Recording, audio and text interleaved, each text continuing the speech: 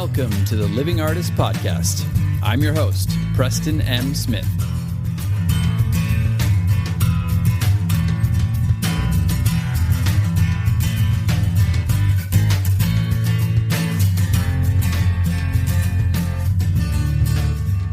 Hey, everybody.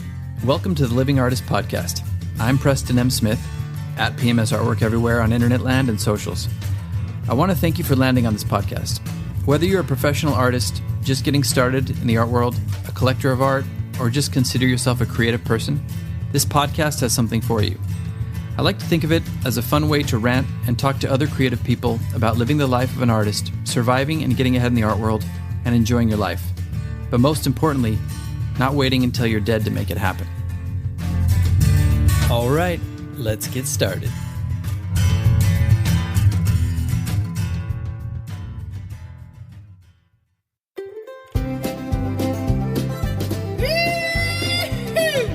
The Living Artist Podcast has been brought to you by Ozone Water.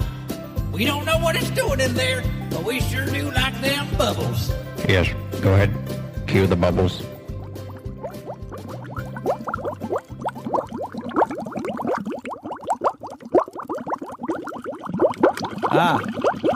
Okay. We get it, it's bubbles. Man, when bubbles attack. Ooh, all right, there we go. Psychedelic bubbles. You might be saying to yourself, what the hell was that? Well, we are back to a random show, and I thought, why not be random at the beginning? And it's not so random in my life. I am drinking ozone water. I'm always trying new stuff, you know? And I just thought it was funny because, yeah, there is a mechanism that's working in there. We don't know what it is, but we sure do like them bubbles. Welcome back to the podcast. What are we going to talk about today? I don't know. Well, actually, I have a few ideas, but it's another one of the random shows where we're just going to kind of talk about some things that pop into my mind or that I've been thinking about. And one of the first things I have been pondering a little bit is future setting. That's something that I think is really important for all of us as human beings and as artists. Anybody who's trying to get ahead in life or achieve anything, whether that is longevity or success or health or whatever, you know, you can do some future setting. I've been listening to a lot of longevity and biohacking podcasts and stuff like that because, you know, I'm always trying to get my health on point and get better and better and get stronger and live longer and live better, get older with all of my faculties and with all my mojo and my moxie, all that stuff, all that jazz. But it's funny, some of the people that I listen to, they're like, just confidently say, oh yeah, I'm planning to live to 150 or I'm planning to live to 180. And they say it in all seriousness. And if you really do a deep dive into all the longevity stuff out there and all the biohacking and all the scientific and, you know, medical advancements that are coming down the pike and also that are just exponentially increasing, once you get into it, you can see how somebody would say that. A lot of people say, oh, if you live to 70, if you're 40 now and you make it to 70 with your health, you might be able to reach escape velocity, which is basically you never die. Now, I don't know about that, and I don't know if everybody wants to not die, but I definitely want to live as long as I can with my health. And it's one of those things that I started to adopt too. It's like, you know, confidently saying, yeah, you know what, I'm planning on living to 150. And once you really believe that and you future set that in your mind, even if you don't make it to 150, you're going to make it a lot longer than if you're like, yeah, you know, the average lifespan is 80 or whatever. If you have that in your mind, you have that programming, chances are you're going to be limited in what you think and what you adopt in your life. And, you know, if you're thinking, I'm going to live to 150, you're going to expose yourself to all the new stuff that's out there. You're going to be positive. You're going to attract good things into your life. You're going to adopt new techniques and biohacking techniques and new medical stuff. And you're going to do whatever new advancements are coming. And you're going to be aware of those and you're going to be implementing those. And, you know, that's not too different from what we do as artists and what we need to do in our careers. Like, I think if you're going to say to yourself, well, you know, I'd like to make a living with my art, which is something I used to say, and then that's all you're thinking and you're not really thinking about it confidently, chances are you're probably not going to get there. But if you have a confident declaration in your mind, like, I am going to make a living off of my art, which is something I started to do after a while. And, that is pretty general. I mean, obviously, the more specific you can get, the easier it is to achieve because you can see an actual path there. But it's important to be, future setting. If you're going to be famous, if you want to be famous, don't be shy about it. Just come out and say it to yourself. I am going to be a famous artist. And if you do that, and if you set your sights on that, and you get that into your head, you're going to start seeing paths that get you to that point. Or you're going to start attracting people in your life, or you're going to be seeking out people in your life who will, get you further down that path. Whereas if you're just kind of like, I don't know, I'm not really sure what I want to do, or, selling a couple more artworks a month would be good. That's fine. But why don't we set some lofty goals as artists? Why don't we set some 10x goals, some goals that might seem to you like they're far-fetched, but really, if you can see the possibility of that happening or see other people who've done it and go, yeah, my art's as good as this person, or they could do it, why can't I? If you can start really focusing in on that and feeling that and internalizing the possibilities of that, and then start confidently declaring that to yourself in your own mind and maybe even to your friends or whatever, even if you fall short, you're going to be much further along than you would have been if you were just like, I don't know. So that's just something I've been thinking about. We could go into the nitty gritty of all that, but I want to move on to something else that I'm thinking about, which is kind of along the same lines, but it's actually thinking about the past. It's something that we do a lot. Now, I do want to give a little bit of a caveat here. If you're experiencing trauma or you're having something like that you need to work through with a professional, then, take what I'm saying with a grain of salt or go seek professional help and work through that. But for the rest of us out there, and for people who even have kind of worked through trauma and are still a little bit stuck, it's one of those things where if you are constantly living in the past, and this doesn't have to be trauma, this can be with anything. You can be living in your past beliefs of money. Money is the root of all evil, or, you have to do some shady things to be able to achieve money in life. If you're living that kind of feeling all the time, if you're living that kind of mindset or perception or, conditioning, if you're living that all the time, or if you're living like something, let's say you just have a negative outlook, or let's say you have a negative stream running in your head of something that somebody said to you or something that certain artist friends or peers have said to you. If you're starting your day off that way, let's say you get up and you start rehashing these same thoughts all the time. Well, that's what happens with a lot of us. We get these negative loops playing in our head, and we kind of just regurgitate them over and over again. The internal critic or the internal voice just starts regurgitating that throughout our day. And especially I find in the morning, it's the most difficult because that's how you're setting your day. If you wake up in the morning and you have these kind of thoughts, or you're thinking these same thoughts, or you're thinking these same limited beliefs or limiting beliefs all the time in the morning, well, that's going to set you down a course of the same, more of the same. If you're thinking the way you thought yesterday, if you're thinking the way you thought a year ago, you're still rehashing all the same negative beliefs that you had 5 years ago, well, your life probably looks pretty similar to how it was 5 years ago, or a year ago, or a month ago, or a week ago, or yesterday.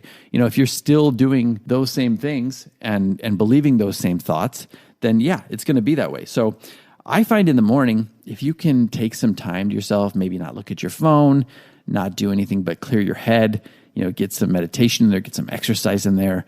Maybe it's a gratitude thing, a gratitude practice, whatever you can do to clear out the cobwebs or that old loop that's playing in your mind, whatever you can do to clear that out and adopt some new thoughts and some new goals and some new strategies. The more you can implement that in the morning, the better it is. It's almost like having that savory breakfast in the morning. Like if you're doing a glucose thing, right? If you want to, be flattening your glucose curve, you don't want to start off with pastries and donuts and, sugar and all that crap, or like a really high calorie latte or something. You want to start out with a savory breakfast, and that is going to start your day off strong. Whatever you start off with, that breakfast meal is going to set your glucose curve almost for the rest of the day. It's the same thing with this. Whatever you're setting your mindset with in the morning, that is going to be a powerful pattern for what you're going to experience throughout the rest of the day. So, that's one of those things I was thinking about recently, because I do wake up in the morning a lot and I have some negative thoughts that still hang around that, some stuff that I experienced in the past, way back in the past, but also the past 5 years, past couple of years, when I was going through pain, some things that are stuck in my head. And even if they're true, they're not helpful to keep thinking about and to keep letting them bog you down. So, find some ways to halt these patterns, find some ways to bring in some new thoughts. And if you do need to work something out, like I said, obviously, work it out with a professional, go to a therapist or watch some YouTube videos, do some cognitive behavioral therapy, whatever it is. But get some new thoughts going and start a new pattern in the morning of starting some positive thoughts, because that will start your day off on the right foot and set you down a path of potential success more than the other. Because we really are. It's like, I don't know, I think it was Joe Dispenza who said that most of us are just kind of reliving the same lives and the same thoughts that we've had. 95% of our life is the exact same because we just never get any new thoughts or perspectives or a mindset shift in there. So that is kind of powerful. And just start small. Do a couple little things here and there. I think you'll see some cumulative buildup of positive momentum and some change will happen. All right, so let's see. We got time for maybe one more. Let me think. What else have I been thinking about? Oh, I've been thinking about routine a little bit, actually. And it's funny. It's like routine is really everything. I know people always talk to me about like, oh man, you're always like cranking out these paintings. You're always like the hardest working guy in their world, or blah, blah, blah. And I don't think that's true. I think it's just that I developed a routine that I stick to every day. Now, this might sound boring too. You're going to be like, well, that's kind of the same thing that you're saying before. Well, aren't you going to be like just regurgitating the same habits and, then living the same day over and over again? Well, no, because the routine that I have in place is all about momentum and about achieving positive momentum and doing things that are setting me up for a positive and successful future.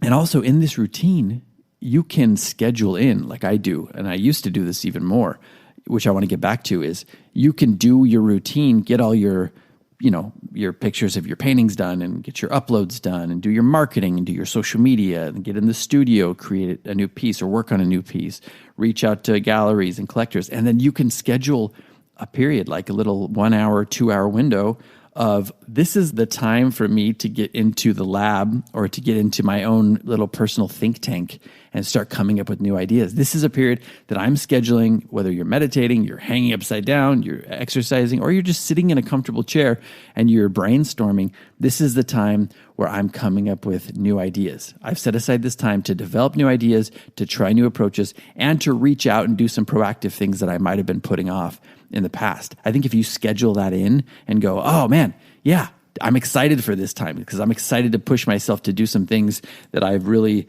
had backlog that I haven't gotten a chance to get to or haven't had time to get to.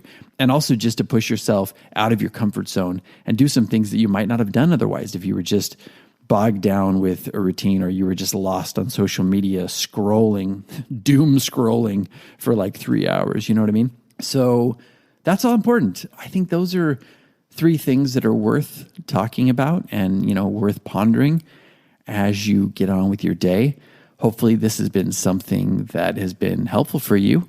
And if it hasn't, I would encourage you to think about it a little bit and, push yourself a little bit, because sometimes it's easy to get stuck in a mindset of like, no, what I'm doing is okay. But really, if you can just expand a little bit and push yourself to grow and try some new ideas, I think you will be very surprised with the results that you can achieve from that. So thanks for listening, everybody. We'll see you next week with another episode and hope you're doing well. I'm sending you all good, positive, happy, creative, energetic thoughts, and take care of yourselves. All right. See you next time. Bye.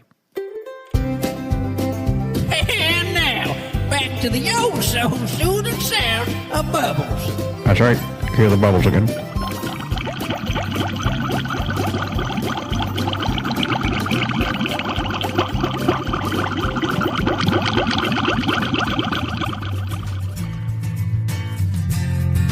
This has been the Living Artist Podcast. Thank you so much for listening. I just want you to know that I appreciate you being here, and I'm grateful to be in your ears. Your art and creative life on this planet is meaningful, so thank you for sharing it with me. If you like this podcast, whatever platform you're listening to it on, please subscribe and share it with your friends. You can also leave me a positive review to show your support. This helps me to reach more people with the algorithmic magic and keep the show going strong. If you want to see more of what I do and check out the art that I create, you can visit my website at www.pmsartwork.com or follow me on social media everywhere at PMS Artwork. That's it for now. See you back here next time.